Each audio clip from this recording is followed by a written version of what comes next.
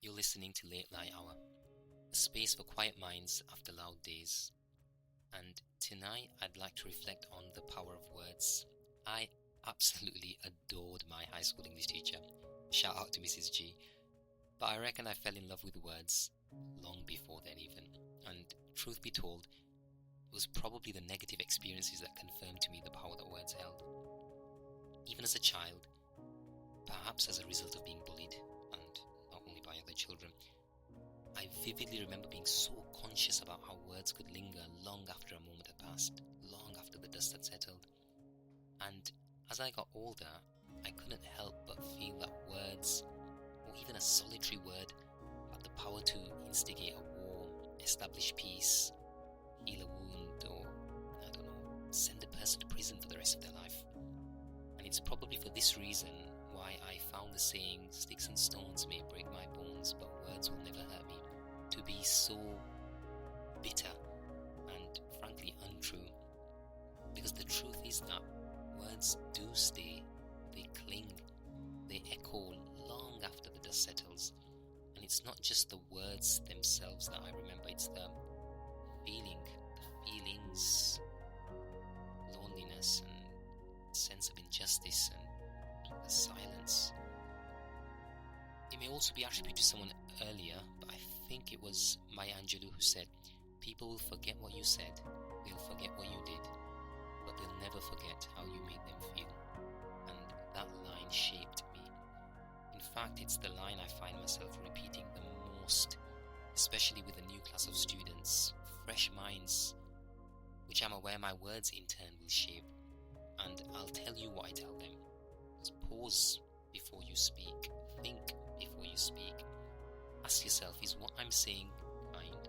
Is it necessary? Is this the right moment to say what I feel I need to say? Because what we say lands, it sows deep and may continue to reap for years and years to come. Last week I bumped into an old classmate of mine, probably after around 20 years, and after the usual pleasantries, he said something to me along the lines of, "I just wanted to thank you for being kind to me, for looking after me." And honestly, it didn't come as a huge surprise. He was the new kid in class, he was quite shy, smaller than the rest of us, but even at that age I remember thinking, I need to look after this kid.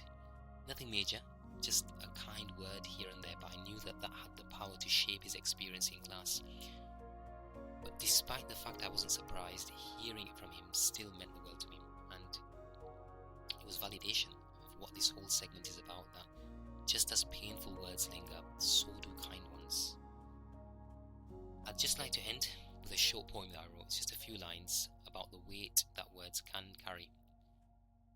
It's called "The Weight of Words." Is this the reason that we're here today? To read between the lines that we create? To deem that sands amount to time and fate? To weigh the words that winds would whisk away? They had a way with words, I hear you say. From Keats to Blake we learn to love and hate.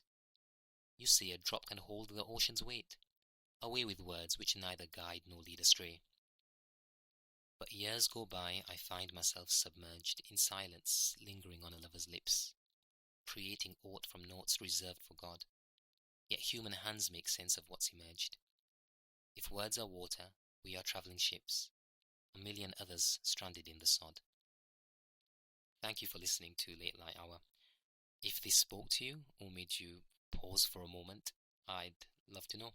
Leave a comment or just come back when you need a quiet space again. In any case, if you're still here, I'm glad you stayed. Until next time, good night.